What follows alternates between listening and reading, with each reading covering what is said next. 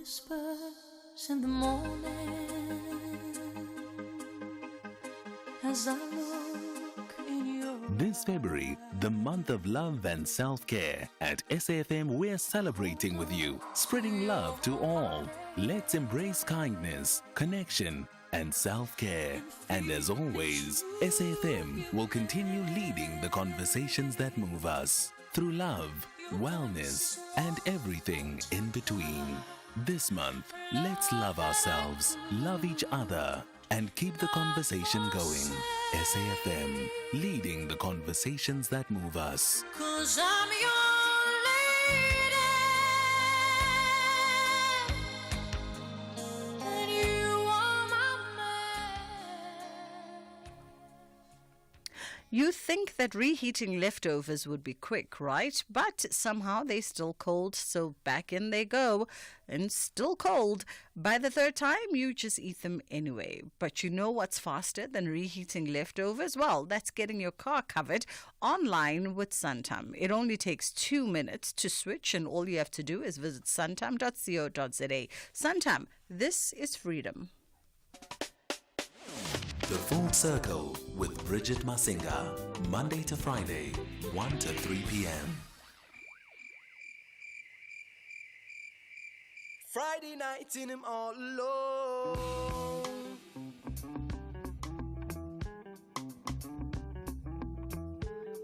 Hi, it's me again. I can't seem to get a hold of you, so here goes. There's that thing happening at Top Sun tonight, and I was wondering if maybe you'd like to go. So please let me know, give me a call, or leave a message, whatever.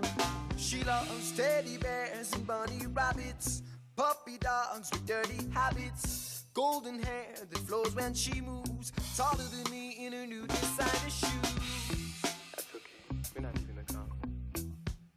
I've been thinking about scoring after midnight driving. You're the one I'm adoring after midnight driving. One look at you is inspiring me after midnight driving. The way you leave me smiling after midnight driving. I've been thinking about scoring after midnight driving. You're the one I'm adoring after midnight driving. One look at you is inspiring me after midnight driving. The way you leave me smiling, you know you do. You know you do.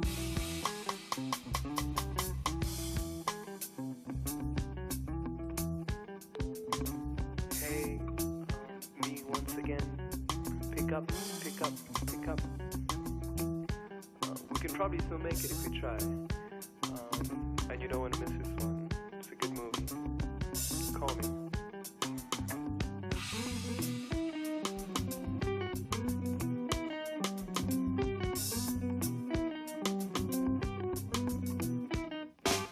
Taking daddy's girl to the movies tonight. Stars are out, the temperature's right. Hold my hand, it's okay if you scream. Always better on the bigger movie screen. I've been thinking about scoring after midnight driving. You're the one I'm adoring after midnight driving. One look at you is inspiring me after midnight driving. The way you leave me smiling after midnight driving. I'm still thinking about scoring after midnight driving. You're the one I'm adoring after midnight driving. One look at you is inspiring me after midnight driving. The way you leave me smiling after midnight driving. I've been thinking about scoring after midnight driving. You're the one I'm adoring after midnight driving. One look at you is inspiring me after midnight driving. The way you leave me smiling after midnight driving. I'm still thinking about scoring after midnight driving. You're the one I'm adoring after midnight driving. One look at you is inspiring me after midnight driving. The way leave me smiling. You know you do. You know you do. We had a very beautiful conversation with them in January.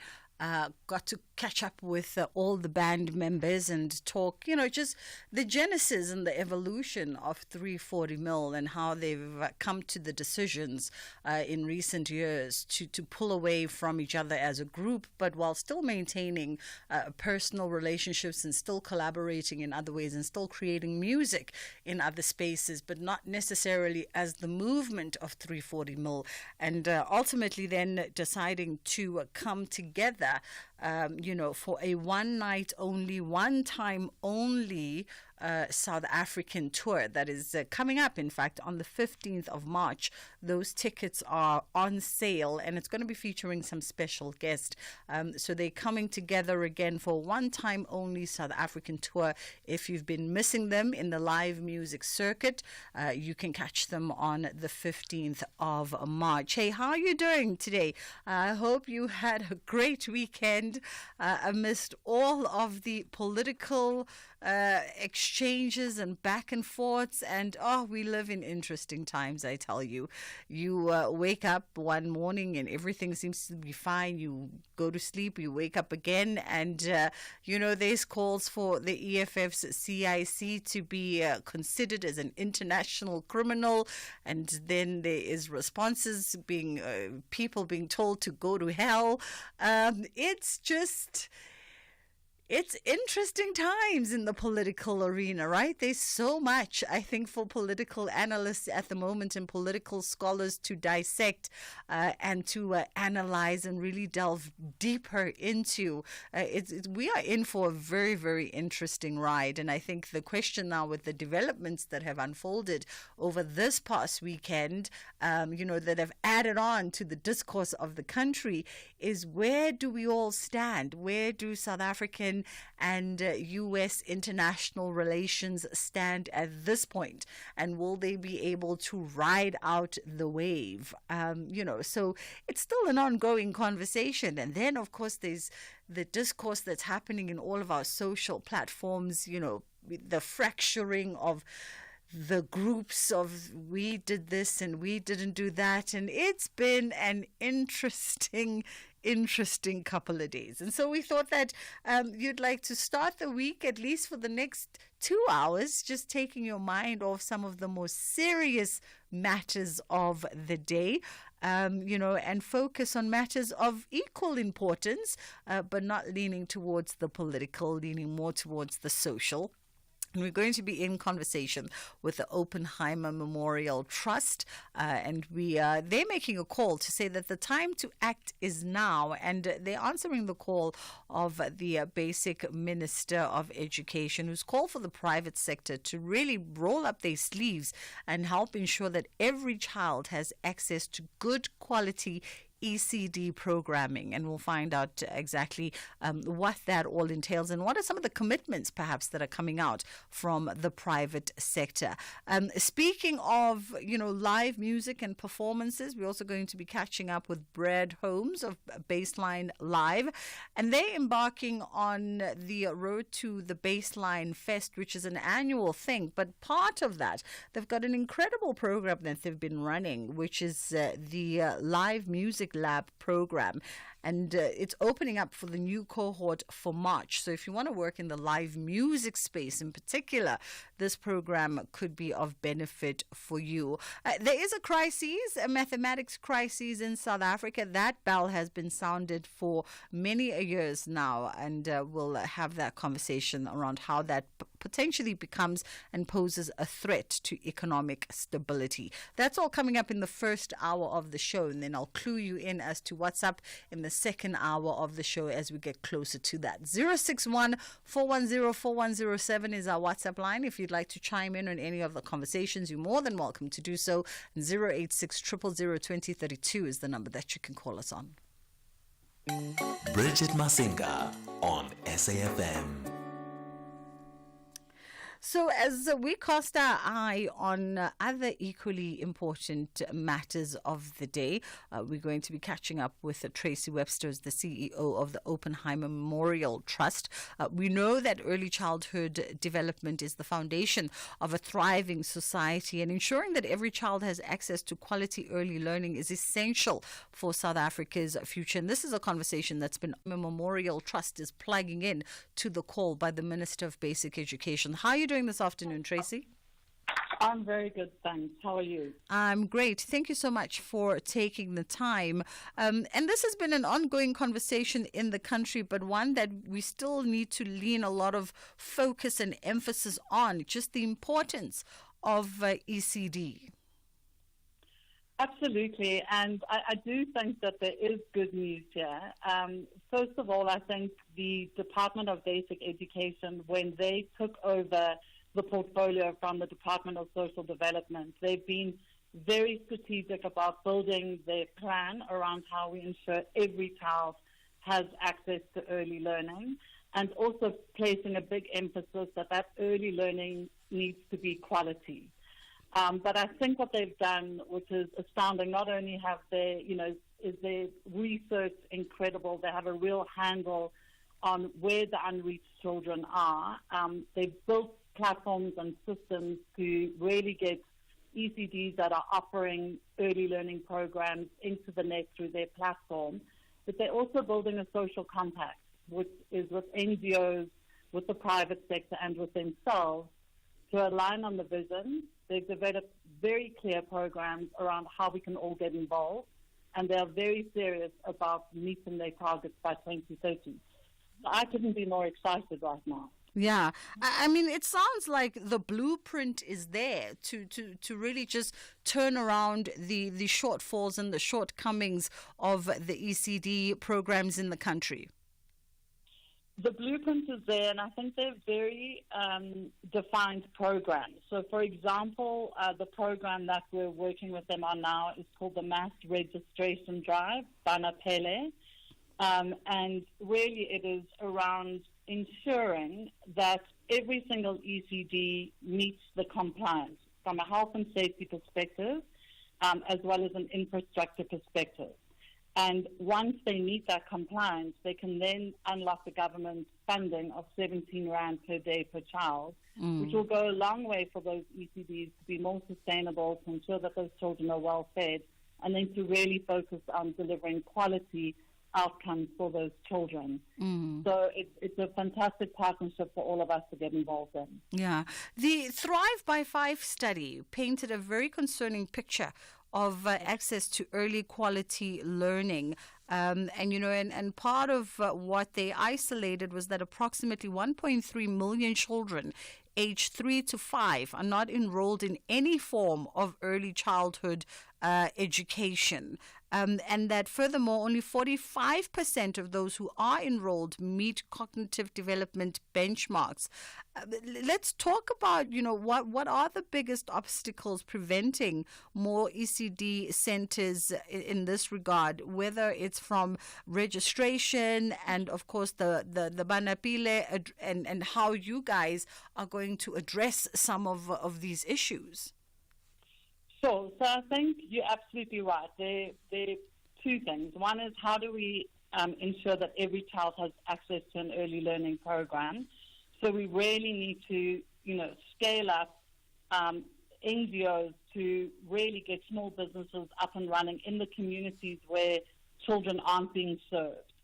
And what is great is that the DBE have already got an initiative up, which is an outcomes-based education fund, where philanthropy, together with social impact investors and Treasury, have allocated new money to select NGOs and to task them with scaling up those early learning programs to the unreached children. So that's already underway, and a lot of work is being put into that. And that's one thing. And then the other thing is, how do we ensure that the learning that they're receiving is quality? And so there's become a sort of standardized tool called ELOM, which is the Early Learning Outcomes Measurement Tool. And a lot of work is being done now to measure where those children are, to give the feedback to the resource and training organizations that are providing that practitioner training and showing them where the gaps are in their program and then how to remediate those gaps. So there's a lot of work that is actually happening, and thank goodness that the Thrive by 5 will, keep happening. So at the end of this year, there'll be another Thrive by 5 report, and so we're going to start measuring, are we actually improving? Are the resource and training organizations mitigating some of those gaps that we're seeing? And if not, what more do we need to do to ensure we close those learning gaps?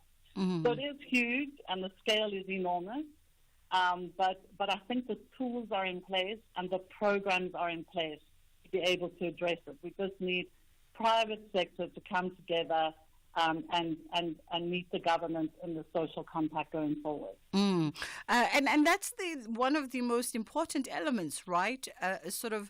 Ensuring that the various stakeholders within the social compact are really aligned and onboarding more folks to come through and partner up with government on this initiative. Let's talk about the lessons, perhaps, that that so far have been the outcomes of this partnership between corporate, NGO, as well as government. Sure. So, for example, several philanthropists have seconded people to the DBE to form a project management unit, which is working with the DBE to really unlock what are the regulatory issues that a lot of these ECDs have to overcome in order to unlock the public sector purse. And so the work has been done, the pilot's been done around health and safety packs that need to be delivered to get that. And then just in those final moments, it decided to start dipping every few words. But a very important conversation this to be had amongst the plethora of other important agenda items that are currently being discoursed in the country. It's also important for us to consistently keep an eye on domestic matters and domestic issues, and try and ensure that we carve out the time to also hash out all of the things that affect us from a social perspective in the country domestically, whilst we deal with other more pressing international matters as well. So this ECD conversation continues to be one of great importance, especially if we are to talk about ensuring that our young communities have the necessary foundation for them to be able to enter into their scholastic journey and really just optimize and maximize on everything that is being presented to them. So we need to meet these gaps that those who work within the ECD sector keep highlighting. And we've got Tracy Webster back.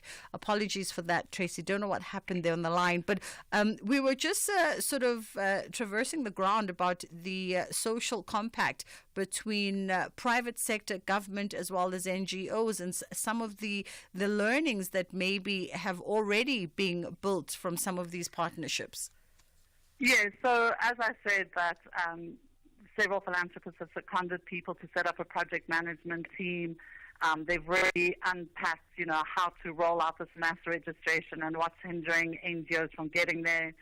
And then working with the private sector, and have quantified that we need to raise 160 million in order to ensure that these ECD sites are compliant.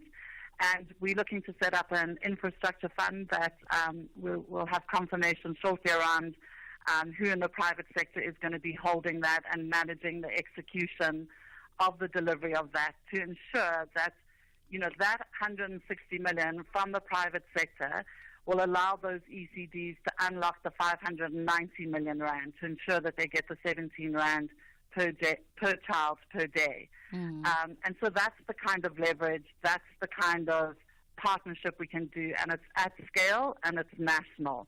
Obviously, what's great is it's supporting those ECDs that really are the most vulnerable. and kind of really are the worst off. So we need to get our most vulnerable and the neediest first. So, I think that planning has been done. And then I think there's an opportunity actually for corporates to start thinking about their CSI difference. So with the Education Outcomes Fund, social impact investors, typically international at the moment, but hopefully will change that, are investing in the NGOs to get them to go to scale, to reach more, new children that don't have access, and to focus on delivering quality. And the outcomes are set, and once that NGO reaches their outcomes, the funding from philanthropy and the outcome investors will flow back to the social impact investors. Now imagine if that's corporate CSI. That's not only invested in the NGO that they always would, but those NGOs have performed, and now they're getting money back that can then go back into that NGO to even scale up further. So I think what's happening is the stars are aligning. We're getting together to talk about how we can all play to our strengths and how we can be strategic about going to scale, ensuring everyone has access, and delivering quality. And there are three key things, and government is clear what we need to do, and they've developed programs to engage all of us, which I think is really exciting. I mean, it definitely sounds like the tide is turning on this conversation to, of course, the benefit of children of our society and ultimately South African society in the future. We appreciate the time with you today. That was Tracy Webster, CEO of the Oppenheimer Memorial Trust. It's fast approaching 1:30. Ondela Mbana is standing by with the headline news, and then we'll come back and we'll get into a different kind of conversation, giving you an opportunity if you have a passion for working in the live music space. Baseline Live presents you the Live Music Lab program this coming March.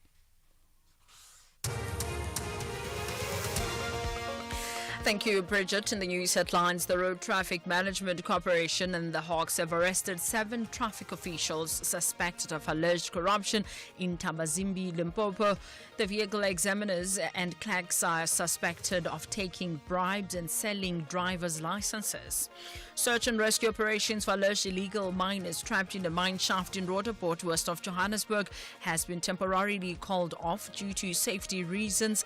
And the French Foreign Minister Jean-Noel Barrot says Europe will retaliate similar if U.S. President Donald Trump makes good on his threat to impose tariffs on steel and aluminium imports. A full update follows at the top of the hour. Bridget Masinga on SAFM. One of the burning questions this weekend amongst political scholars was whether or not this relationship between U.S. President Donald Trump and Elon Musk is going to see the end of the year. A lot of people saying, well, with the tail wagging the dog at the moment, it's set for disaster somewhere down the line when the globe starts retaliating and pushing back as a collective. It's an unfolding conversation, a very interesting dynamic, and it's probably an interesting time to be a political student, right? I can imagine the conversations that are happening on campus at the moment. But right now, we're shifting focus just a little bit and giving you a different kind of opportunity. Baseline Live is calling all aspirant young unemployed trainees based in Johannesburg who want to learn and work in the live music industry to apply for the Live Music Lab program this coming March. And we've got Brad Holmes joining us now. How are you doing this afternoon, Brad? Good afternoon. I'm very, very well, thank you. Thank you for having me. It's only a pleasure. Thank you so much for making the time. Listen, folks who live in Johannesburg, folks who love music, even if they don't live in Johannesburg, are very familiar with the institution and the legacy of Baseline. You guys have become really just part and parcel of this city and by extension this province's history. Yes, we're actually 30 years and 6 months old. Oh, wow. Jeez. So, a little bit older than democracy. No, the democracy is 3 months older than me, I think. Something like that. It was inspired by our democracy. Right, wonderful. I mean, before we even get into the program, let's just talk a little bit about the heritage of Baseline, because there's a beautiful story there to be told around how, the physical space, but also the brand itself becomes very central to the South African music scene over the years. Yeah, well, I think that 1994 we were free. It was like so exciting.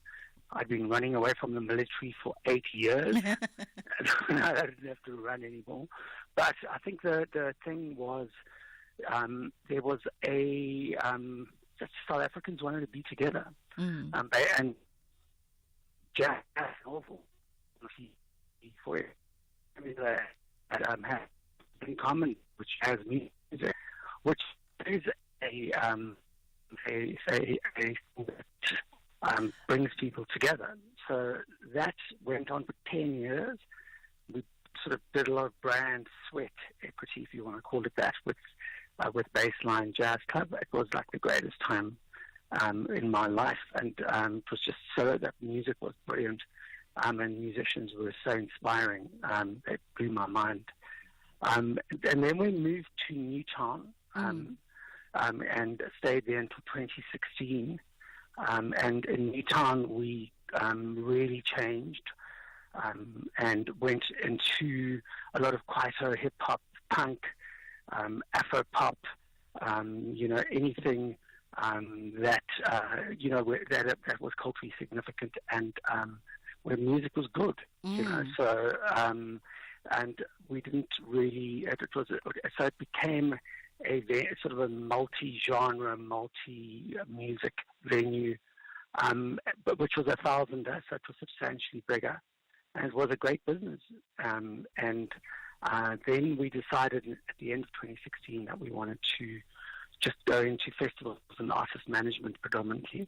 And so we've been doing the Baseline Fest since then, which is part of the Africa Day that we used to do on the Mary Fitzgerald Square, and always been interested in education. So, and that's where Live Music Lab comes from, and it wouldn't have happened without the French Institute and the French Embassy of South Africa, who funded it first time round last year. And Johannesburg was just like this raging, it's just such a special city.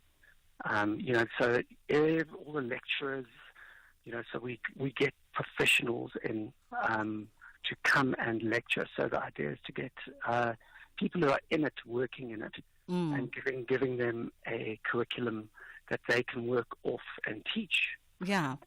And 12 of those 15 trainees are working. Wonderful. So fortunately, I put an application with the National Arts Council, and the National Arts Council has given me enough money to put a live music lab together for 10 students. Most of the lecturers that lectured last year are lecturing this year. Yeah. And it's 57 hours of curriculum. 57 hours of curriculum. Let's talk a bit as well about the Live Music Lab program. Like you said, last year it had the backing of the French Institute of South Africa, and of course it sounds like it was a success story. What does it offer those who, because the call out is for unemployed trainees that really want to work within the Live Music Lab, what does it offer them by way of that curriculum? So what they do is, firstly, they need to go onto our website, which is baseline.co.za. And remember that Baseline has got a double S, it's not B-A-S-E, it's B-A-S-S. Everybody does that still today, after 30 years. So they go to the website, they click on Live Music Lab 2025, and then they go to a Google document where it says click here. And then you fill in all your credentials. It's very important that you've got a matric and you're unemployed. And so what we do is pay for people's transport, and we pay for people's meals. And then they go through 5 modules. The history of music, which is done by Professor David Copland, who was the anthropology lecturer at Wits University for 20 years or so. And then they go into music promotion. they go into the music business. So that is where you're talking about record companies, record labels, record deals, types of record companies, to publishing, to most very importantly all the collection agencies, being SAMPRA, SAMRA, etc., then going to the actual stage and backstage management. So it's basically everything behind the artist. Yeah. So this is for we're building up trainees to become practitioners for a growing African music industry, so that people can go in and have some form of knowledge about what to expect when you do work in the music industry. Yeah. And then you're taught from people who are working in the music industry, and that is also it's a process of knowledge sharing, because there's no point in having an industry if generations aren't passing knowledge to future generations. Absolutely. And speaking about the passing of knowledge, right, obviously having come out of the 2024 program, there must have been some learnings, and some reflections going into the 2025 program. What are those for you guys, if any? And I'm just thinking about the fact that obviously music is not an industry that lives in isolation. It's an industry that's part of an ever-evolving ecosystem of how business works. And it also has to be agile and take into considerations, modern technological advancements and how business is now done in different spaces.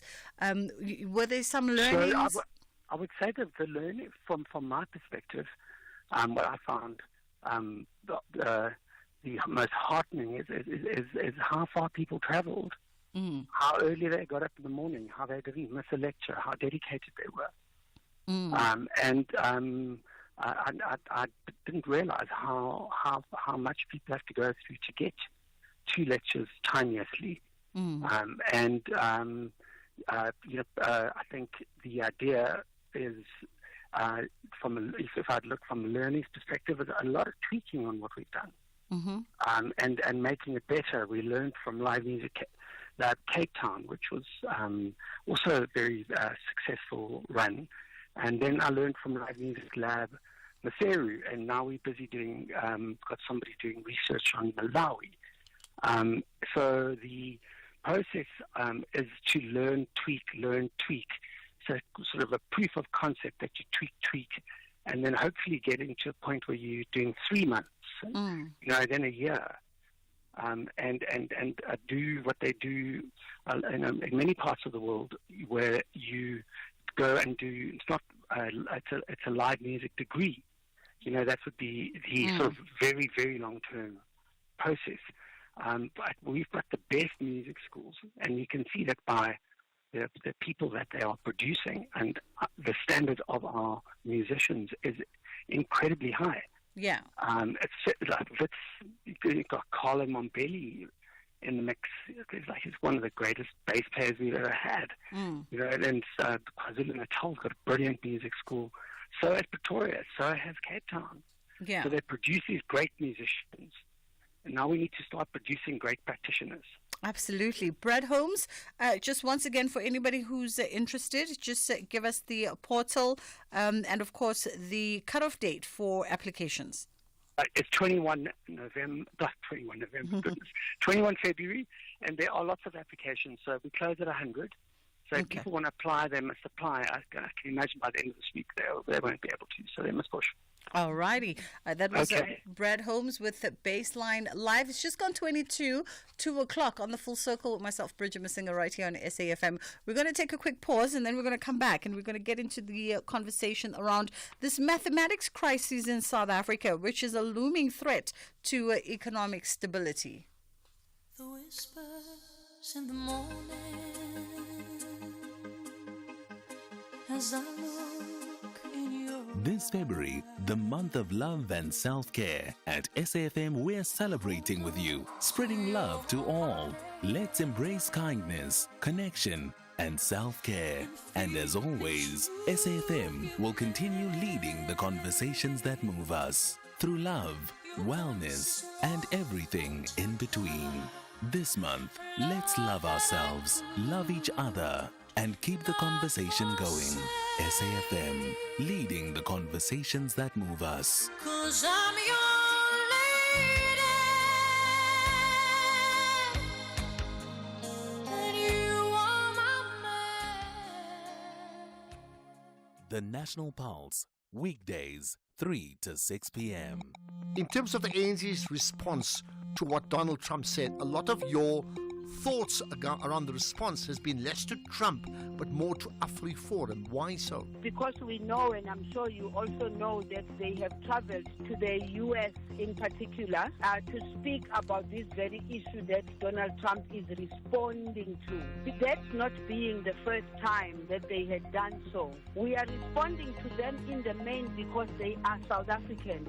We should be able to work with each other in finding solutions to the South African problem. Lindiwe Zulu, the ANC National Executive Committee member. You're listening to the National Pulse on SAFM. Missed it? Find the podcast at safm.co.za.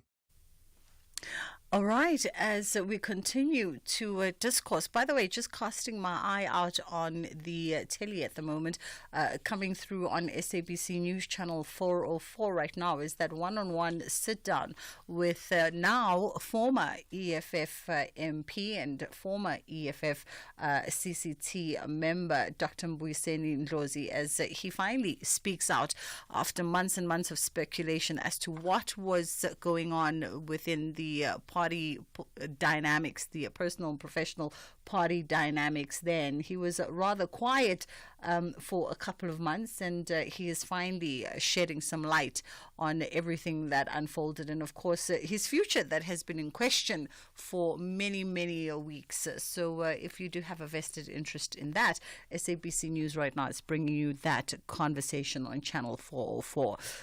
Robert Zwane is joining us right now. And we're talking around the mathematics crises in the country. And Robert, is it? I want to say the acronym, but I'm also not sure if it's an acronym or an actual word. What's the acronym you have, Bridget? SAICA. Yeah, so you can say that, but we generally call it SAICA. SAICA, okay. In the back of my mind, I also wanted to say maybe I should just go with SAICA. SAICA's Executive Director, Learning and Development, Robert Zwane, is joining us. How are you doing today? I'm good, Bridget. How are you? I'm fantastic. Thank you very much.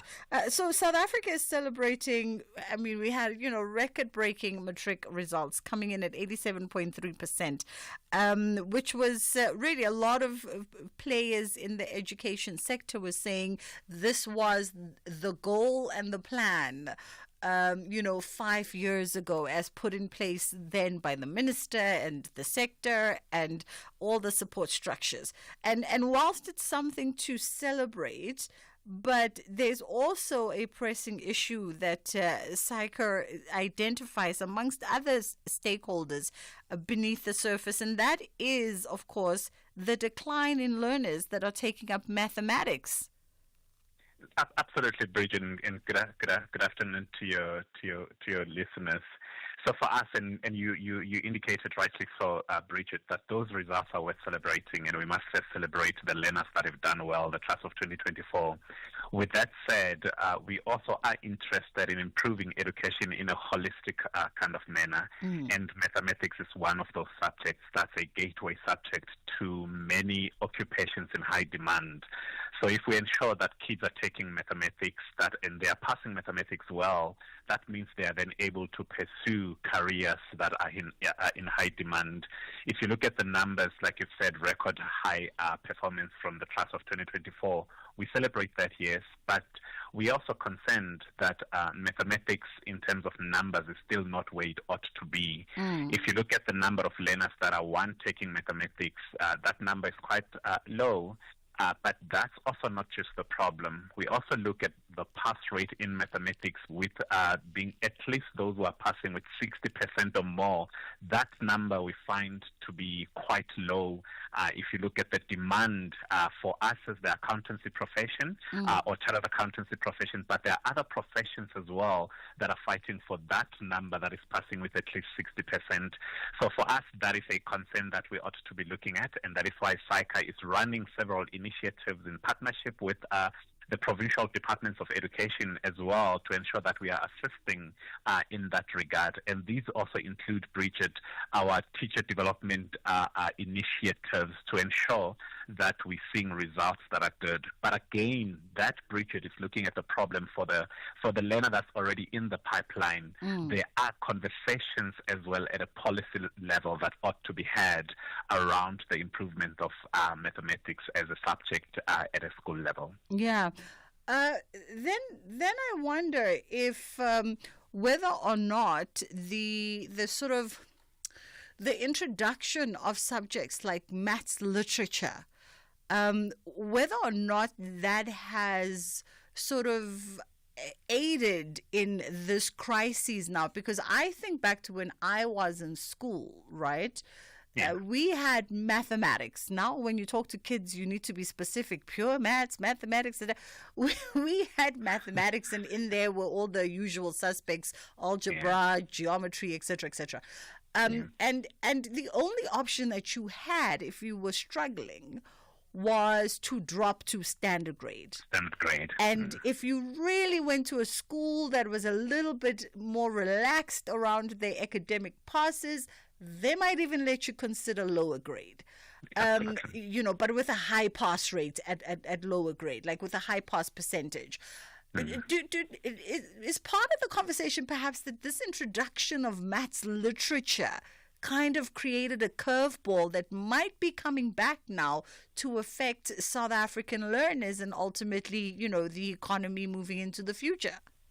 That's quite an important point that you're making, Bridget, because the conversation around mathematics and mathematics literacy, firstly, as SAICA, we're supportive of mathematics, and as I indicated, because that gives you access to many occupations in high demand, but also for us to be able to support learners that are getting out of matric or grade 12, many organizations would sponsor, that is funding bursaries and all of those aspects, would sponsor students or learners that are coming out with mathematics, pure mathematics. The issue that we have, to your point, Bridget, is that we also need to educate better, because what we're seeing is we get learners that are getting out with mathematics literacy, yet they say they want to be chartered accountants, or they're getting out with mathematics literacy, yet they want to be engineers, but none of those organizations will even consider mathematics literacy or maths in that regard. Will only consider pure mathematics. So this also means in this conversation around subject choices, that also becomes quite important around how do learners pair their subjects to ensure that if I'm a learner and I'm dreaming of being a chartered accountant, I'm dreaming of being a CA, I need to be guided from as early as possible around the pairing of subjects. And that is why we actually, from a SAICA perspective, we follow a cradle to career approach that says from as early as possible we start talking about the accountancy profession, we start talking about the importance of mathematics, but that is quite important that it also involves teachers, it involves the provincial departments of education to assist in ensuring that kids are better equipped when they are selecting their subjects, ensuring that their dreams are not stopped because they now get out with a 90% in mathematics literacy, but that mathematics literacy won't even be considered by a university, unlike the old days where there was you generally have two requirements where you've done pure mathematics or mathematics high grade. They would say we want a 50 or a 60. If you've done standard grade mathematics, they'll increase that. But mathematics literacy is not considered at all by universities in that regard, and by careers that are high demand or critical skills in that regard, Bridget. Got you. Let's take a quick pause here. It's just gone 10 to 2 o'clock on The Full Circle with myself, Bridget Masinga, and then we'll come back on the other side and resume our conversation. Every person, no matter who you are, what music you're inclined to listen to, and what you do with your weekends. You need a weekend playlist.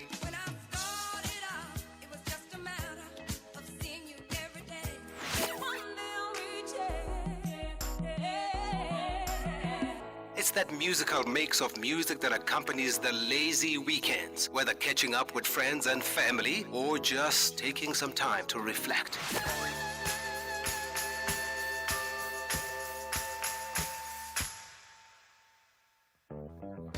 Tune in to The Soundtrack of Your Life with me, Ernest Pillay, Saturdays and Sundays, 1 to 4 on SAFM.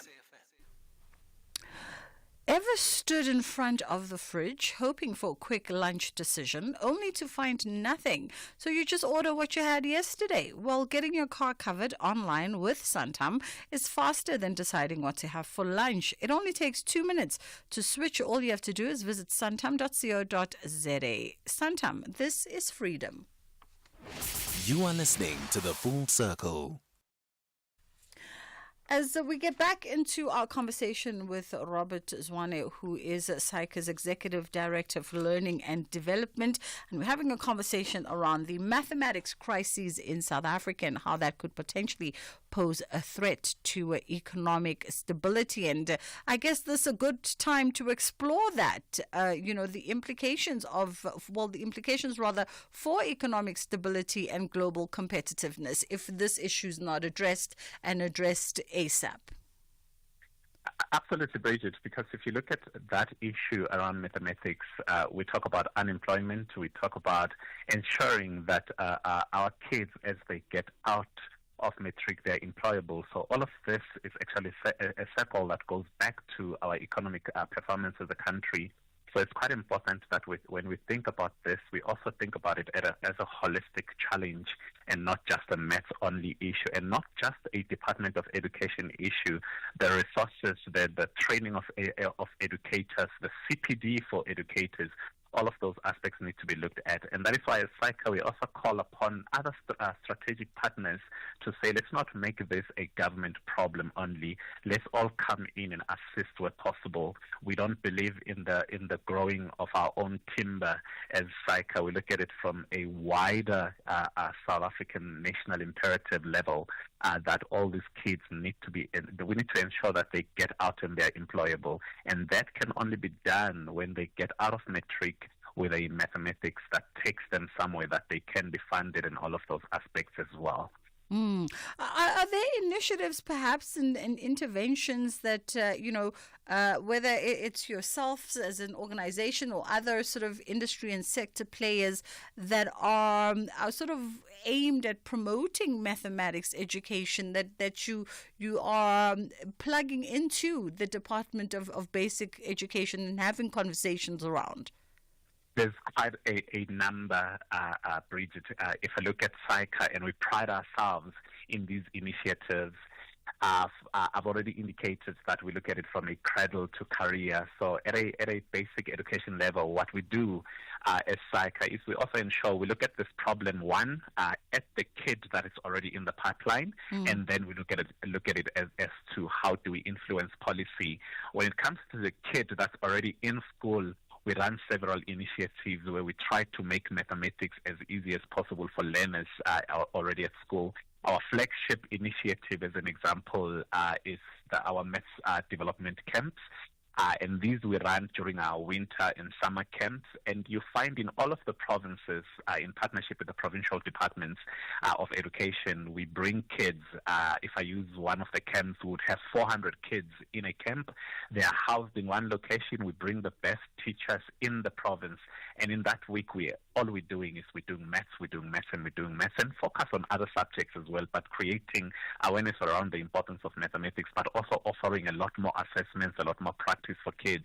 And I must say as well, if we can brag as SAICA, that you also then get to see even in the top achievers that were celebrating some of the learners over the last few weeks or so, we see some of the kids that we were with in our camps now sitting at a provincial stage being a top achiever. So these initiatives are of a success, but we do need a holistic approach to education. We're talking mathematics, the broader accounting curriculum, something we need to be looking at.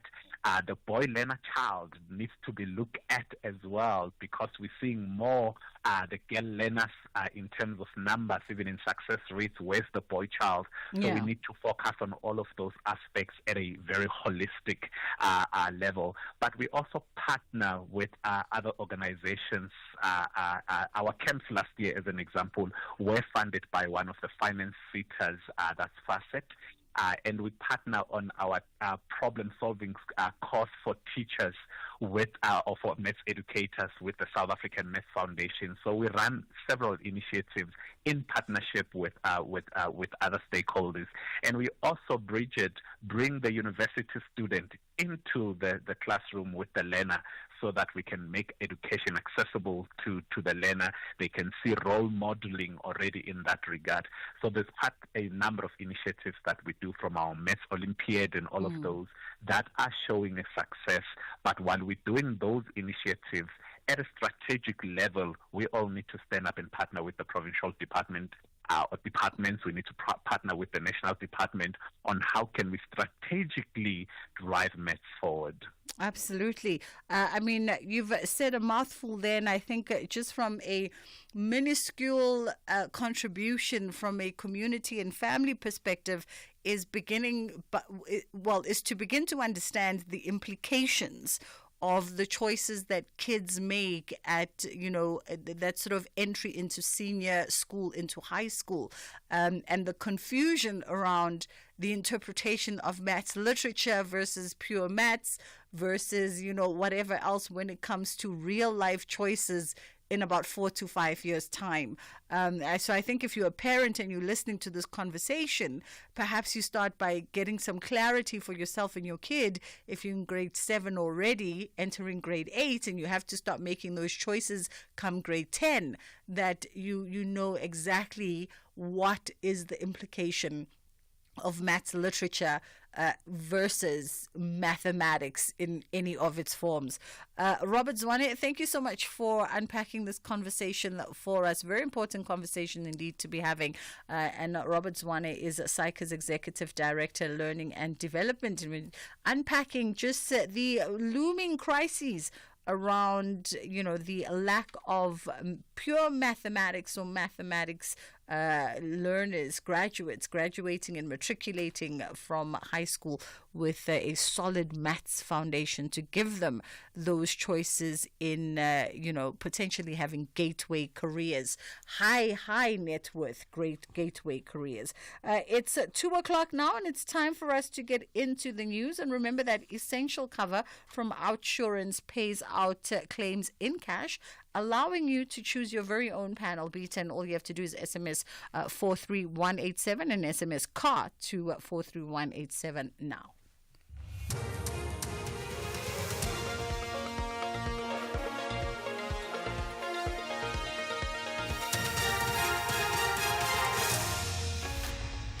Thank you, Bridget. Top stories at 7 traffic officials arrested for alleged corruption and Roodepoort mine rescue operation suspended. For SAFM News, I am Onde Lambana, and a very good day.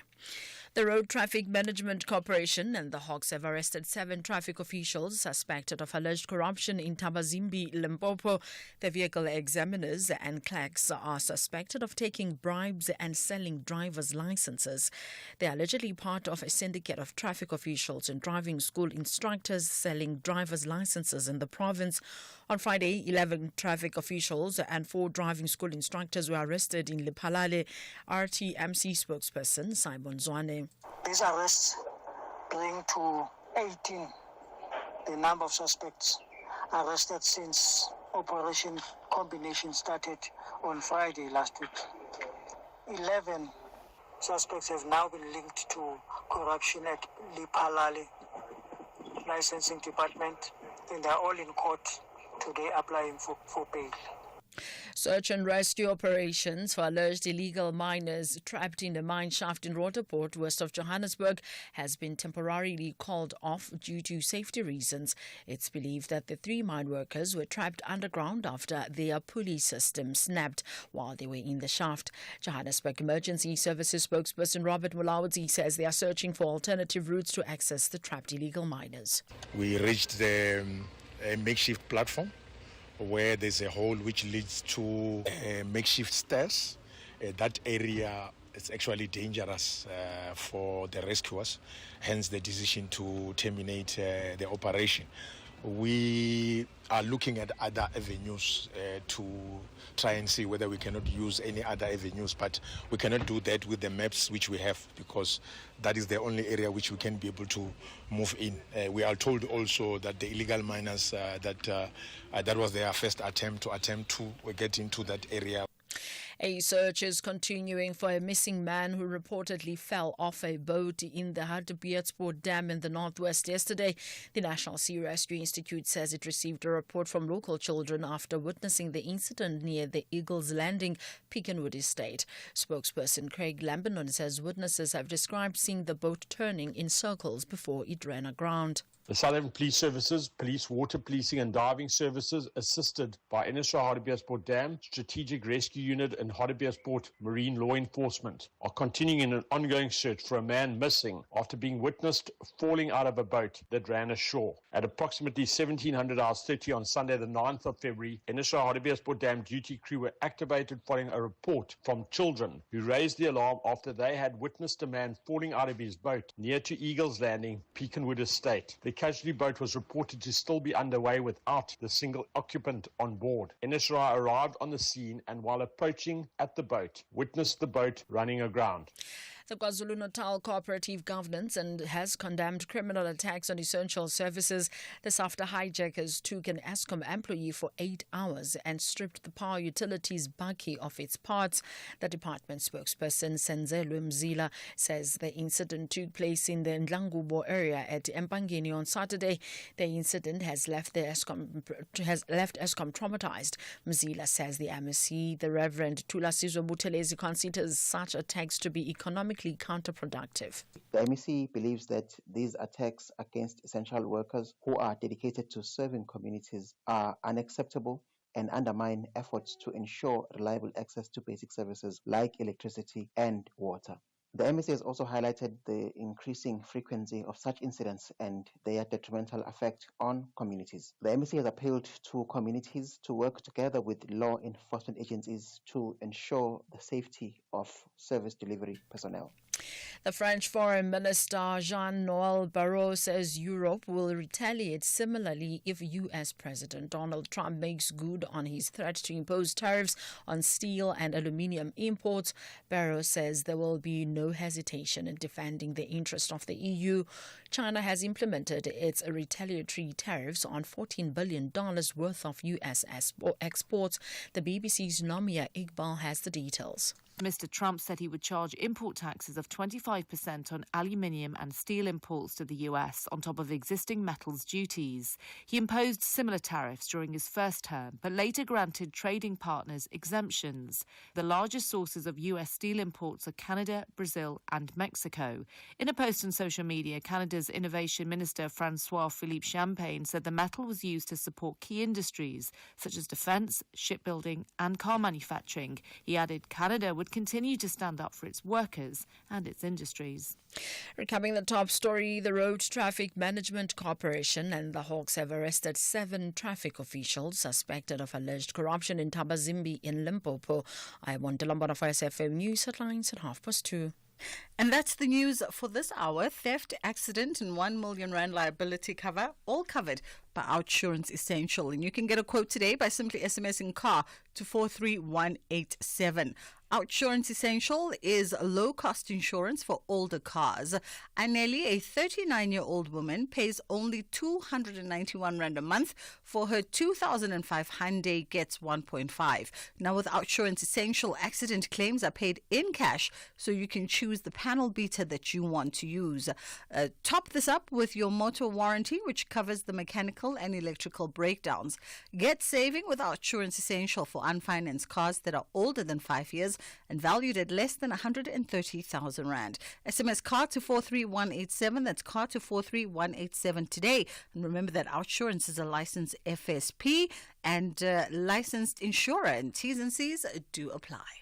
In business, a Rand saved is a Rand earned. And almost 100,000 businesses trust Outsurance. We in the eye care industry, we're saving over 1,200 Rand a month. To all the business owners, you've got nothing to lose by giving Outsurance a chance to quote on your business insurance. It's true to say that you always get something out with Outsurance. For your business insurance, contact Outsurance to see how much your business could save. SMS quote to 43328 for immediate cover, or visit outsurance.co.za today. A licensed insurer and FSP. T's and C's online. Ever since Uspilion won 5,000 Rand, 5 Dawa on Wheel of Fortune, he only wears white push-in sandals. Star white, Baba. And he owns 10 identical pairs. And before he did not even know the Queen's language. Now, Kalabo, wow. Gents, let's watch Wheel of Fortune weekdays, Monday to Friday at 7:30 on S3 and see how one spin changed Spillion's life and how it can change ours as well in just one day. The Full Circle with Bridget Masinga. Monday to Friday, 1 to 3 p.m.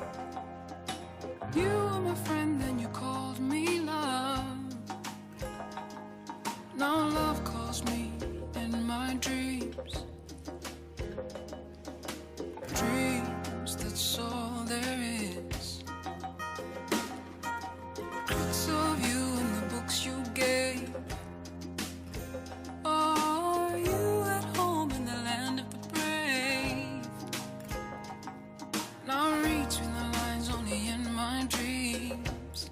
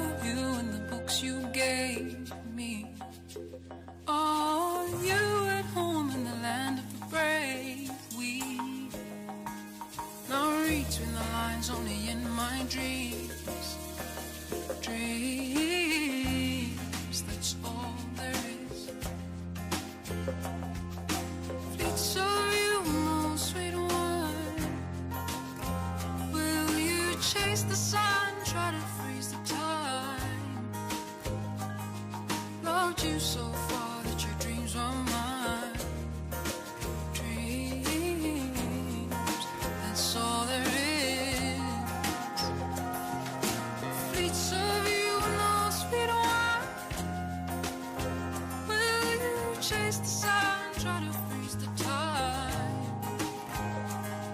Loved you so far that your dreams were mine.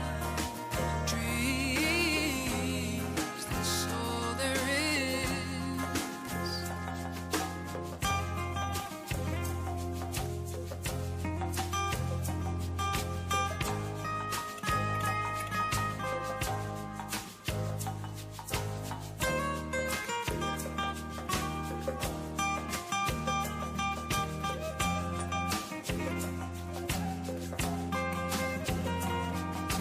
Wish I could show you more love and store it in your heart.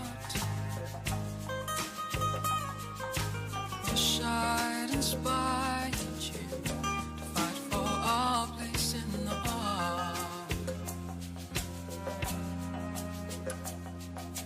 Breaking the heart is a silent art. You pull the pieces apart by putting who you are in a jar. Breaking the heart is a silent art. You pull the pieces apart by putting who you were in a jar.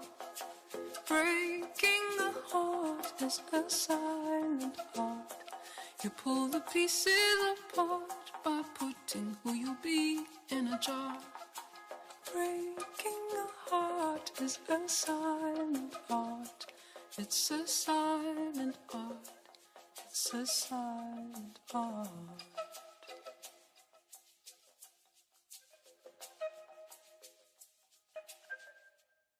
Bertha Charuma on SAFM. I could be a girl who finds herself a knight in shining armor, but my financial status is horror. I owe everywhere. Do I then sit? Do I preempt what my situation is like? I mean, is it that important that we talk about our debts? Peter, it's really, really important, especially if you're going to go into a committed relationship where you potentially might move in together or you might get married. I think we know, and I think in a lot of ways, that financial issues are one of the biggest reasons why relationships break. Queen Malobane is our provincial general manager at Metropolitan. The Chill Zone with Bertha Charuma. Missed it? Find the podcast at safm.co.za. Bridget Masinga on SAFM. Alrighty, we're going to catch up with Laurie Milner now, who is an author, speaker, and founder of Beyond the Dress. And we're looking at digital etiquette and some of the challenges of professionalism in the remote working era. So in 2020, the world of work really changed, right? We did a whole 360. But it was not to be like that forever at first. Remote was expected to remain the undisputed leader of working frameworks. But over the past few years, in recent years, we've sort of gradually replaced it with different kinds of preferences. And a lot of people now are taking on board this whole concept of hybrid working. And so we thought we'd have a conversation around all of that stuff, and some research that found that remote working dropped from 55% in 2020 to 35% by 2025. But our etiquettes around work have changed drastically. How are you doing this afternoon, Laurie? Good afternoon. I'm great, thank you. Thank you so much for the time. Much, much appreciated indeed. I mean, listen, we thought we'd be in the remote working world forever. We thought the majority of professionals would be sort of, on their laptops on an island somewhere, sipping cocktails while doing their work. But essentially, we've slowly gone back to either traditional ways of doing things or, as the research says, with only now around 35% of folks taking up remote work and most folks wanting to be in an office or wanting to do some kind of hybrid work. Yes. But our mental engagement around professional spaces has also changed.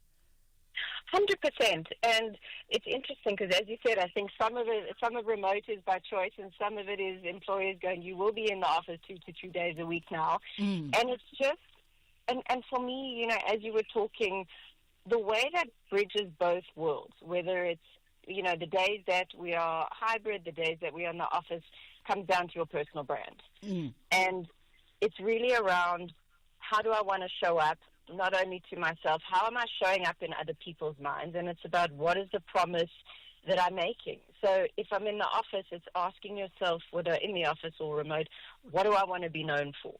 Whether it's, and, whether what words come to mind? Well, probably reliable or trustworthy or relevant, consistent. And so those have got to be your driving force in terms of if I'm walking into a meeting in person, if I'm logging onto Teams, how am I showing up? And that, as soon as you've got those words driving you to go, well, if I want to be seen as this, what are my actions? Because if they're not congruent, we're not going to have that etiquette. We're not going to show up in the way that we want. Yeah, absolutely. And weirdly enough, well, at least from my observation, I could be completely wrong. From my observation and eavesdropping on, folks who work more traditional sectors and work in more traditional environments, it almost seems as though the change, the physical change in our work environments also led to some kind of change in our professional conduct in these spaces. As you say, the question around how am I showing up seems to be something that's quite at play when it comes to professional engagement, professional comms, etc.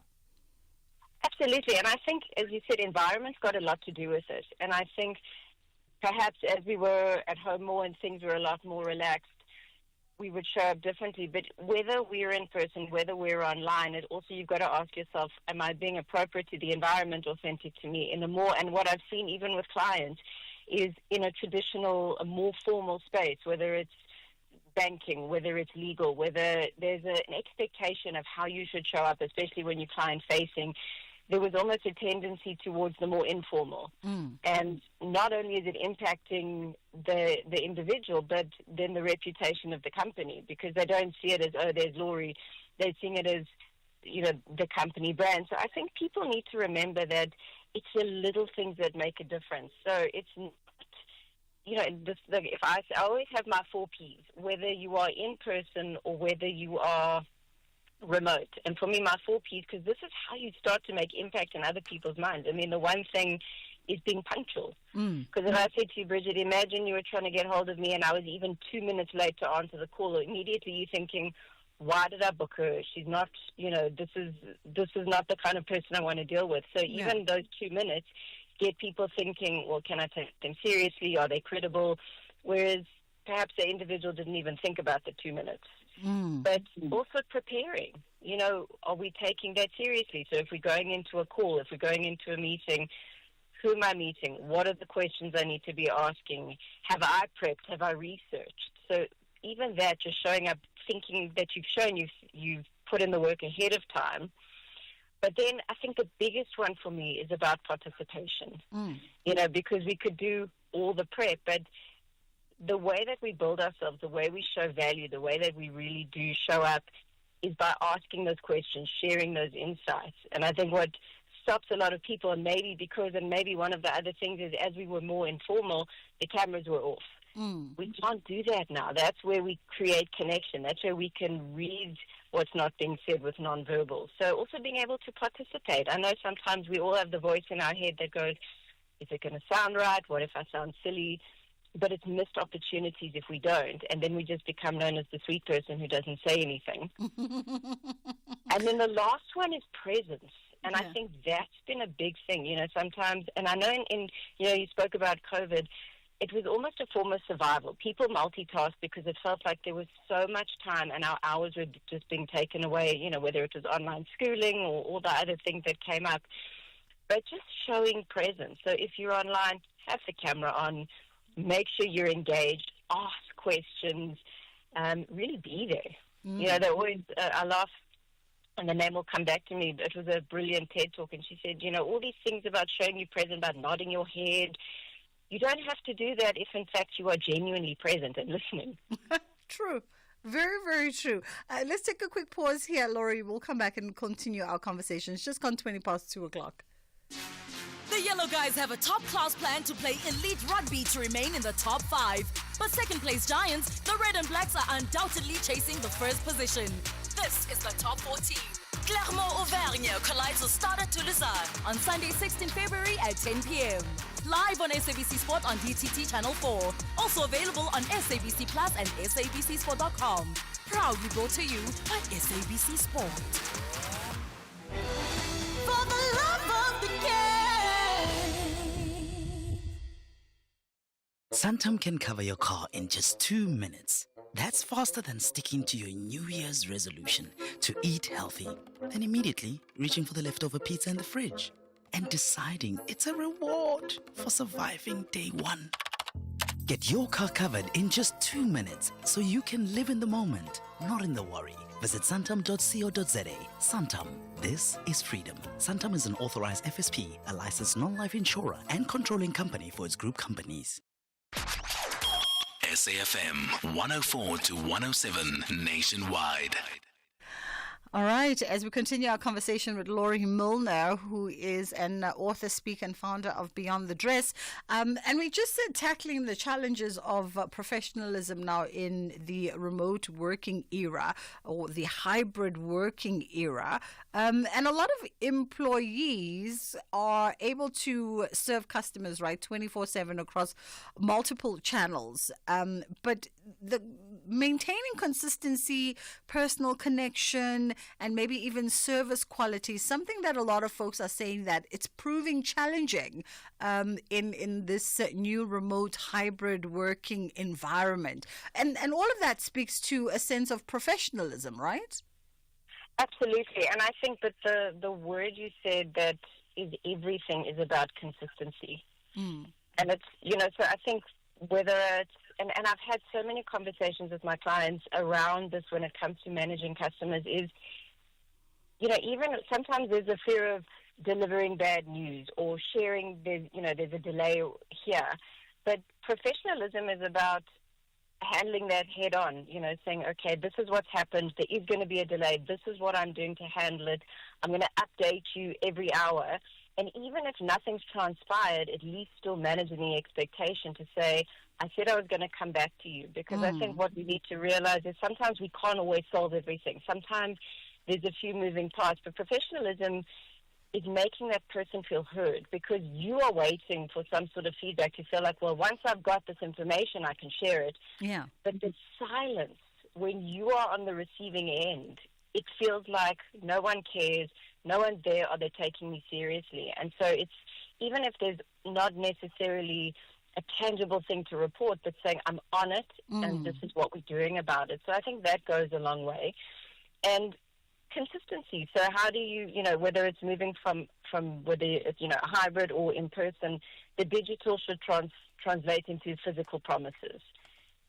Yeah. And interesting, Laurie, as we talk about this conversation, right, we often talk about the challenges that employees are facing just in the employment environment, right? Office, remote, etc. But we don't often explore this conversation from the engagement of employees to customer as well, or employees to client as well, because it also sort of changes that dynamic, and there's things that must be considered there. A lot of the themes that we've spoken about are like frontline themes that need to be upheld and considered even when you are in a remote setting, away from supervising eyes, so to speak. And I think and it's such a great point that you make. And for me, the word that comes up is it's about connection, because sometimes we can get so caught up in the busyness. I'm just going to send an email, or I'm a little bit nervous how this person is going to respond. So, I'm just going to send this email. But, as much as sometimes we want to avoid conflict, those sort of actions create the conflict. If we go and have a conversation, if we're in the same space as other people, to go and have a cup of coffee, or, a 2-minute conversation is going to save an 8-page email trail. So I think definitely the more that we can pick up the phone, and sometimes it's not always possible, but even share a WhatsApp, I've sent you this mail, let me know if there's any questions. So the more that we can show that we're there, in the absence of actually physically being there, I think it goes a long way. And I do think it's a good thing where people are coming into the office, because a lot of people that are fully remote, they miss that connection, whether it's just having a cup of coffee with your peers, whether it's finding out how the weekend was, but even just being on the ground and able to get things done quicker. I think we underestimate that value of connection so much. Absolutely. Well, listen, we have a very, like a hybrid system going here at SABC, and I must admit, I miss that connection, and I miss the sense of being able to just quickly pop your head into someone's office and say something, get that quick answer, or I just miss that engagement. You know what I mean? And also it changes the energy. I know that doesn't necessarily speak to just the challenges around professionalism, but it changes the energy in a space when we keep missing each other because everyone's doing their own hybrid thing on different days. Absolutely. So I think, to bridge that gap, then perhaps when it comes to scheduling, because I always say in my workshops, a work-from-home day should not look the same as an office day. Mm-hmm. You've got to plan it totally separately. So whether it's even, I know we're talking professionalism, but even from that morning routine, what does it look like? Don't cut yourself out of the calendar because you're going into the office that day. What does that look like? The tasks that you're doing. So how can I be even more efficient when I am working remote? What are those tasks that when I have fewer distractions, what's going to serve me best when I'm working from home? And then when I'm in the office, what's going to serve us best? Is that team brainstorming? Is that being able to have specific meetings where it makes a difference, where everyone's in the room? So I think it's also just being more cognizant of how can I show up in the best way? How can I be even more efficient based on what's required? And I think the last thing I thought is sometimes, people go, well, when I go into the office, I get so disturbed and I get nothing done. But actually the value is in those conversations. If you can place a value on that and just go, I'm not going to get as much done perhaps, but there's value in being able to have had that conversation face to face. Absolutely. I mean, we have to wrap it up, but in the last 30 seconds, maybe, Laurie, some advice for companies around this, because I know a lot of companies, the conversation has been now around maybe potentially ending remote working entirely. So, look, I think I can't comment on what each company's culture, because it is a cultural thing, and I think every single company is taking their own stance in it. I don't think, and you could argue for both. Yeah. I think, for each culture must do what is going to work best for them, but then engage in a conversation. People support what they help create. And if they are maybe a 2-day-a-week company and wanting to go a little bit more, perhaps engage people, perhaps find out what their views are, or how can you help structure it that they're getting balance, that they're getting the best of both. So I think I don't think it's an either or. I think it's probably an and, as long as you are then helping people to make the most of whichever one that they're in. Absolutely. Laurie Milner, we appreciate the time with you this afternoon. It's just gone 2:30. It's time for Andela to bring us the latest by way of the headline news, and then we're going to get into Kids Corner. Thank you, Bridget. In the news headlines, an urgent parliamentary debate on the death of 14 South Africans in the Democratic Republic of Congo is currently underway. This debate has been called as a matter of public interest by the National Legislature. The Road Traffic Management Corporation and the Hawks have arrested 7 traffic officials suspected of alleged corruption in Tabazimbi in Limpopo. The vehicle examiners and clerks are suspected of taking bribes and selling driver's licenses. And the European Commission says it will react to protect the interests of businesses, workers and consumers after U.S. President Donald Trump threatened to impose 25% tariffs on steel and aluminium imports. A full update follows at the top of the hour. Bridget Masinga on SAFM. This program is brought to you by SABC Education, enriching minds, enriching lives.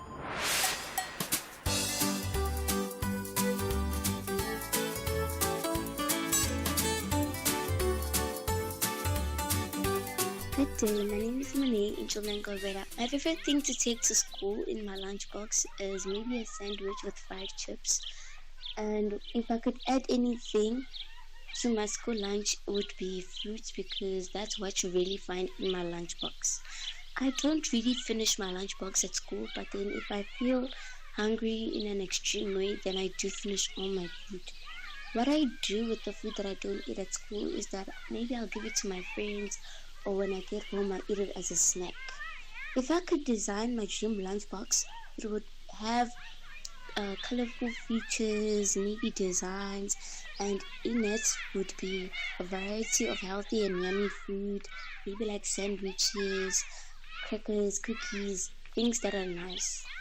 When I eat all the healthy food in my lunch, I feel excited, I feel energized, I feel nourished, and I am able to participate in my class. I also noticed that I have more energy to play and learn throughout the day. You can have a lovely day and let us learn to eat our lunchbox. Greetings, I am Yolanda Mzobe. I am 11 years old, and my favorite thing to take to school in my lunchbox is bread, lettuce, and ham. If I could add anything to my lunch, it would be fruits, because they make me feel energetic. Yes, I do finish food in my lunchbox sometimes, but the most I do. What do I do when I don't eat food?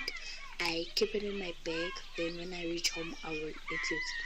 If I could design my own dream lunchbox, it would be pizza, burger, and fruits. Fruits are the best.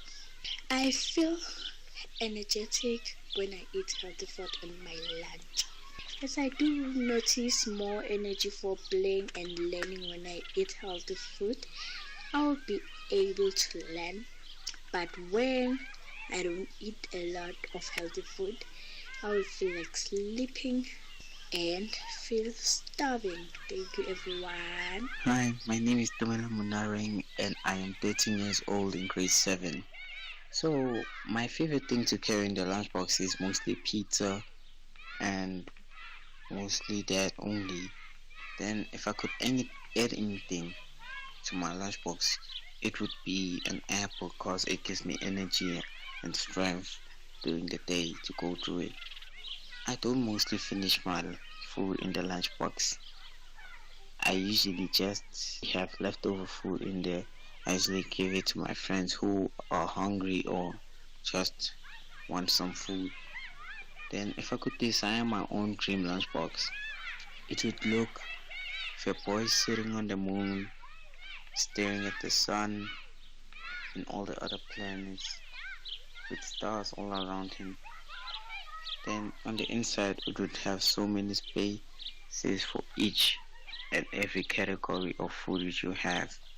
And then I actually feel very energetic and hyped when I eat all the healthy food in my lunchbox. Then I have some more energy and respond fast to questions which the teachers may ask. Thank you. My name is Dureta Nglu and I go to Macaulay House School. In my lunch bag, I usually have water, a juice box, a snack, and my lunch. My mother usually asks me what she should buy, then I take that for lunch. There is not much that influences my food choice in my lunch bag.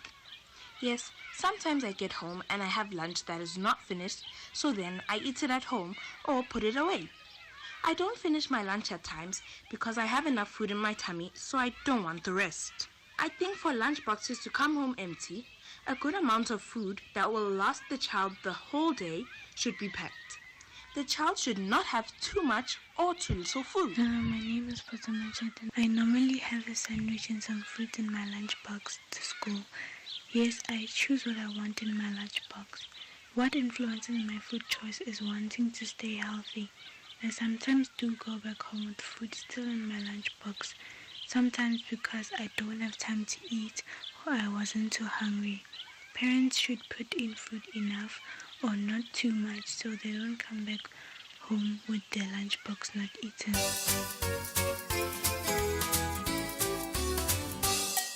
Hello, friends, and happy Monday. Wow, friends, it's been so much fun talking about school lunches today. Lunch is such an important part of the school day because it gives you energy to learn, play, and stay focused. Today, let's talk about lunchbox. Taking a lunchbox to school is a great way to make sure you have tasty and healthy food to keep you energized for the day. Some kids love bringing sandwiches, fruit, or yogurt, while others might enjoy crackers, veggies, or a small treat. But if you could add anything to your lunchbox, what would it be? Maybe a favorite snack or a surprise treat? Now let's talk about finishing lunch. Do you eat everything or do you sometimes have food left over? If you don't eat all your food, what do you do with it? It's always a good idea to save it for later or share it at home instead of wasting it. And what about your dream lunchbox? What color would it be? Would it have cool designs like superheroes, princesses, or animals? And most importantly, what yummy and healthy foods would be inside? Eating all your healthy food gives you energy to play, learn, and have fun. When you eat a good lunch, do you notice that you can concentrate better in class and feel ready for activities? That's because healthy food is like fuel for your body and brain. So next time you pack or receive your lunchbox, think about choosing nutritious foods that will help you feel strong and happy all day long. Remember, choosing healthy foods like fruits, veggies, and proteins can make you feel strong and ready for anything. And if you ever have leftover, that's all for today, friends. Keep enjoying your delicious and healthy lunches, and we'll see you next time. Bye for now.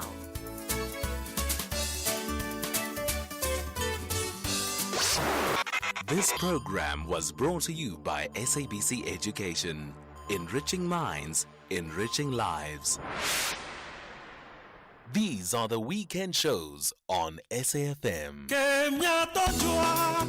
Music of Africa with Shayla Ndikumana. The Jet Set Breakfast with Michelle Constant. Seasons with Khomoto KG Mweketsi. The soundtrack of your life with Ernest Pillay. Weekend Sound Downer Classics with Kutlwano Masote. Spotlight with Zai Khan. The Weekend with John Kherika.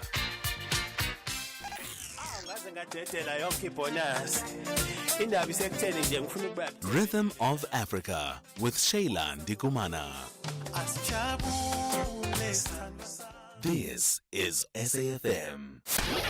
Is there ever a bad time for a good conversation? SAFM, leading the conversations that move us.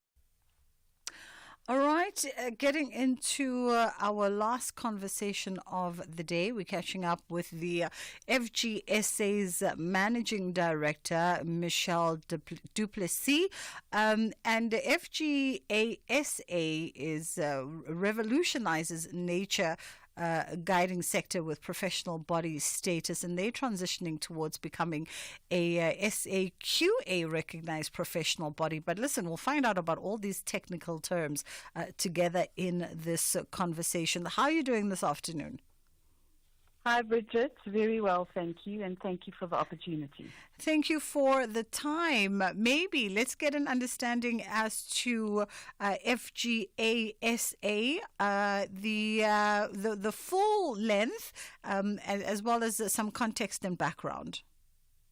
Sure, Bridget. So the acronym FGASA stands for the Field Guides Association of Southern Africa, and we represent the field guiding sector within tourism. So we're talking about guides that are out guiding guests locally and internationally that operate in natural environments, and particularly within the safari industry, but also the marine industry, as well as the culture industry. So those are the sectors of guiding that we represent. Ah, I see. To be quite honest, I didn't even know that there was a Field Guides Association of Southern Africa. Yes, well, we started about in the early 90s. When safari tourism became quite a demanded sort of product back in the day. It was an opportunity for guides to get together, and they figured out that there were no structures in place, there were no operating procedures in place, there were no standards in place in the 90s. And because this was a profession or a line of work, I should say, that was on the increase, it was time for guides to get together and put structures together, and that's when the organization was started. So we're 35 this year, so we've been going for 35 years, setting standards for these guides that operate in the natural environment to make sure that they are safe, they have the best skills possible for the employers, and that they're obviously operating on a professional level for any guest, that they are guiding. And I want to we're going to get into the association now transitioning into a sort of a different level, but I also want to touch a little bit on those professional standards for field guides, an opportunity for all of us to now be educated a little bit. So since your establishment in 1991, you guys have set professional standards for field guide qualifications from entry level all the way through to professional as well as specialist level. Talk to us a little bit about what that looks like, in your sector. Sure, Bridget. So along the way, the evolution of the organization, starting off to set standards initially, there was a dire need in the early 2000s for training at a standard. And so the organization then registered formally to be an accredited training partner with CAPCETA, which is the CETA that houses the entry-level qualifications. So FAGASA was, trailblazing in those days to get the qualifications and the skills that were needed at that point for guides to be able to qualify one and then register with the Department of Tourism to legally operate. So that is what we've done for all these years, is guides have an opportunity to gain a qualification through an entry level and then progress into a career. And so we'll chat just now, I'm sure, on the evolution of where the organization is going. But we have always provided that entry-level qualification for guides to be able to meet the skills they need and then be able to register with the Department of Tourism. Got you. All right. And then I mentioned here that FAGASA is now transitioning towards becoming an SAQA recognized professional body. Yet another acronym that's very foreign to the rest of us, if it's an acronym. Opportunity for us to be schooled. Tell us more. Sure, Bridget. So SAQA, as it's known, is the South African Qualifications Authority. Okay. So that is the authority that actually manages qualifications within the country, and there is a section of that organization that allows for professional bodies to register. So essentially what it means is that we as FAGASA want to get formally recognized for the standards that we've set. I see. So that we then become the professional body and the voice representing the guiding profession. Because a lot of people and a lot of people that enter into the career don't get the recognition they deserve, and this is a long-term. Many guides do this their whole lives, and some people do it for short-term. Some people might do it as a gap year, but we feel very strongly, and we've represented guides for all these years, that it's time now to recognize them formally.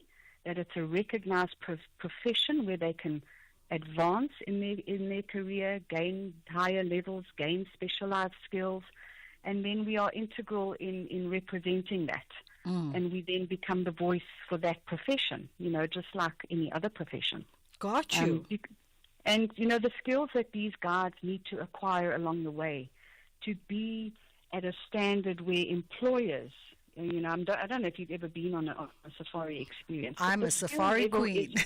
It's an exceptional level that they need. Yeah. And so we really want to recognize that and we've always made sure that our guides stay up to date, that they have the skills they require, and that they're always continuously developing to be the best, that they can be in terms of representing this country, because they are ambassadors.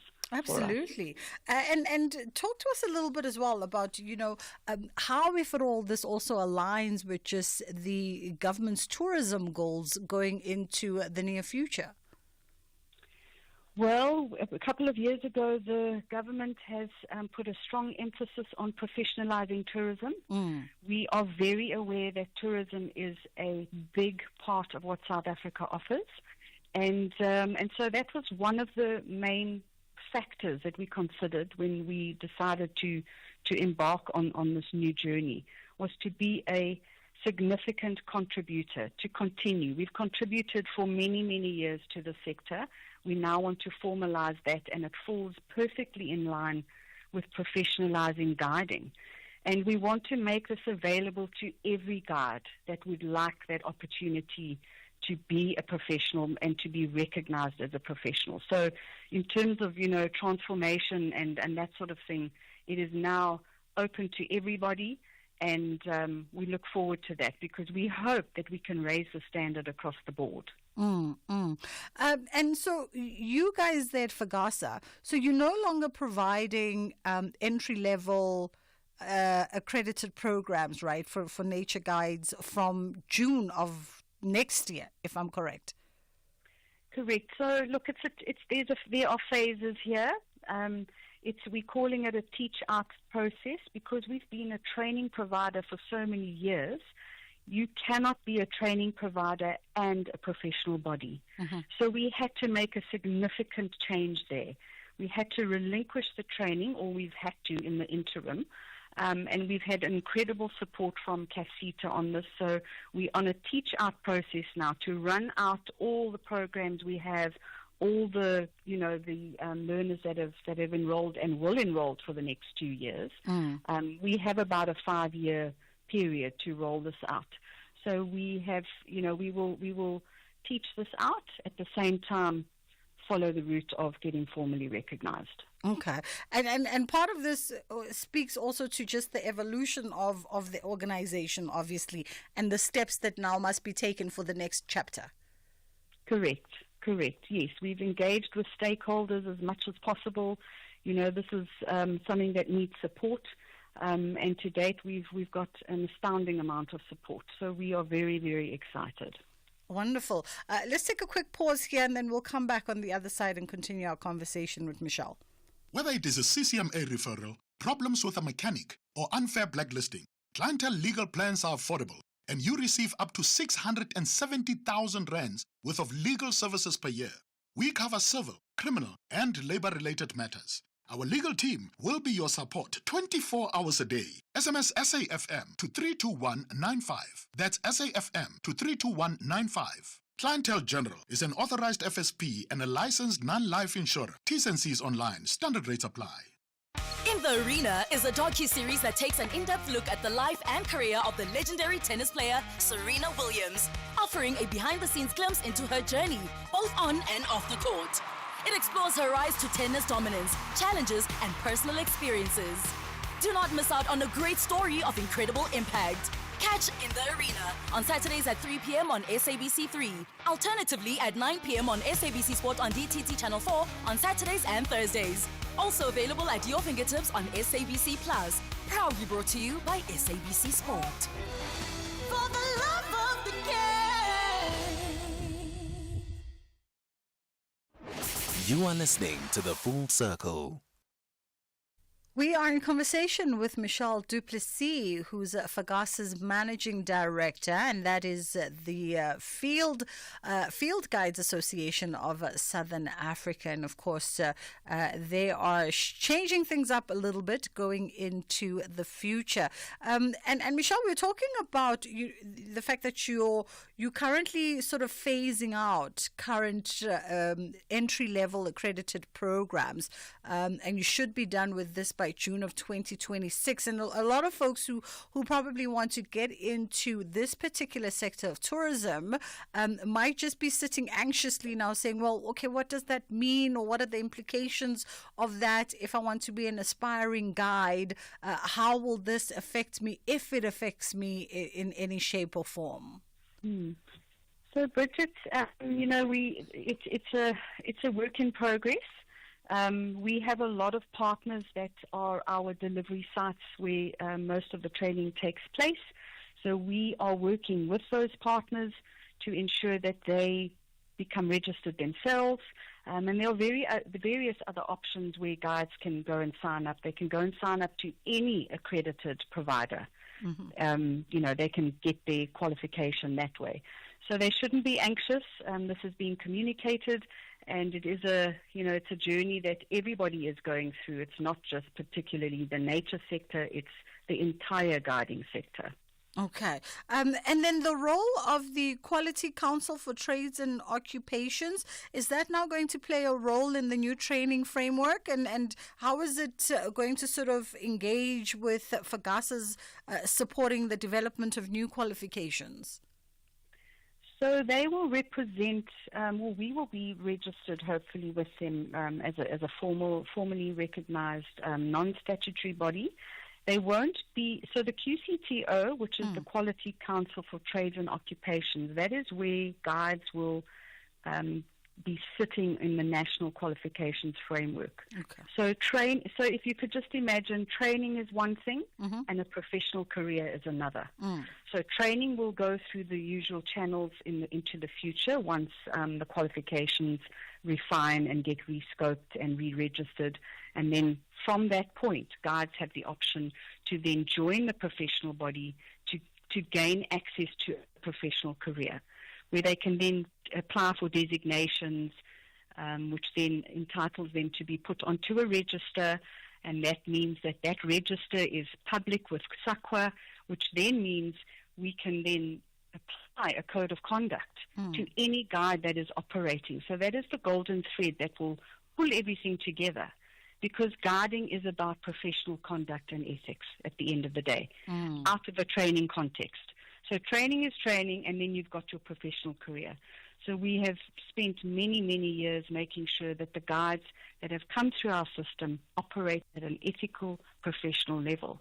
And this means now that we can represent everybody under that banner. And then, Michelle, let's also explore sort of how will the professionalization of the nature guiding sector contribute to the growth and also, I guess, the competitiveness, right, of South Africa's tourism industry? Oh, definitely. That will play a massive part. We're quite a sought-after destination, particularly the safari industry. Yeah. But I do know that other sectors, marine guiding is very popular now, and astrotourism, the department has embarked on a specific focus on that. So these key elements, if you like, on what South Africa has to offer play a major, major part. And as you know, any person coming to South Africa, if we could offer them the best professional guided experience, regardless of what experience they're coming for, whether it's a heritage experience, walking in Big Five on foot, or whether it's a marine experience, that will play a massive role in tourism going forward. And there's a demand for professional guides. It's not going away. And what is fantastic is that we know that tourism is contributing massively to the economy. So this is a great opportunity for the entire sector to, gain from this and be certain that guides are operating at a professional level. Absolutely. Some advice perhaps for those who are aspiring nature guides who are maybe interested in a career in this field of tourism, or folks that want to be in touch with the association just to get further clarity on matters pertaining to either this change or how it affects them, their qualifications. There's always folks that want to just be put at ease around, well, what can I expect now, or what should I be sort of anticipating? Bridget, they're welcome to contact us via our website, which is Fagasa website, and then also they can give us a call on 011 886 8245, or they can email us at admin@fagasa.org.za. Wonderful. Michelle, it's been a pleasure. Thank you so much for the time. That was Michelle Duplessis, who's Fagasa's managing director, and that's the Field Guides Association of Southern Africa. And you have any more questions, maybe you work in the sector and you're just catching our conversation at the tail end, or perhaps you have had an interest in being a field guide and you were just wondering, where do you go? Who do you ask all the necessary questions, whether it's around qualifications, the work that the association does, its members, and all that stuff that pertains to professionalism in the sector. admin@fagasa, fgasa.co.za is the email, or 011 886 8245 is the number that you can call them on. That wraps up our show for this afternoon. But of course, Ashraf is coming through between 3 and 6 with his team with the National Pulse. I'm sure lots is going to be up for conversation this afternoon. I can't wait to hear all of your opinion and your take on the unfolding matters of the weekend, as well as that very important special debate that is happening right now in Parliament. There is a seating of the National Assembly for that special debate that is really centered around our involvement in that peacekeeping mission in the DRC that is now seeing us at the center of conflict with Rwanda, and of course the dear lives of those soldiers that have been lost in the last week. But yeah, so all of that and other issues on the table this afternoon. All of our lines of communication remain open. From myself and my team, we'll see you tomorrow. Inshallah, God willing, we get to do it again.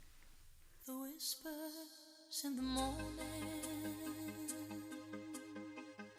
as I look in your This February, the month of love and self-care, at SAFM we're celebrating with you, spreading love to all. Let's embrace kindness, connection and self-care. And as always, SAFM will continue leading the conversations that move us through love, wellness and everything in between. This month, let's love ourselves, love each other, and keep the conversation going. SAFM, leading the conversations that move us. 'Cause I'm your lady and you are my man. The National Pulse, weekdays, 3 to 6 p.m. In terms of the ANC's response to what Donald Trump said, a lot of your thoughts around the response has been less to Trump, but more to AfriForum. Why so? Because we know, and I'm sure you also know, that they have traveled to the U.S. in particular to speak about this very issue that Donald Trump is responding to. That's not being the first time that they had done so. We are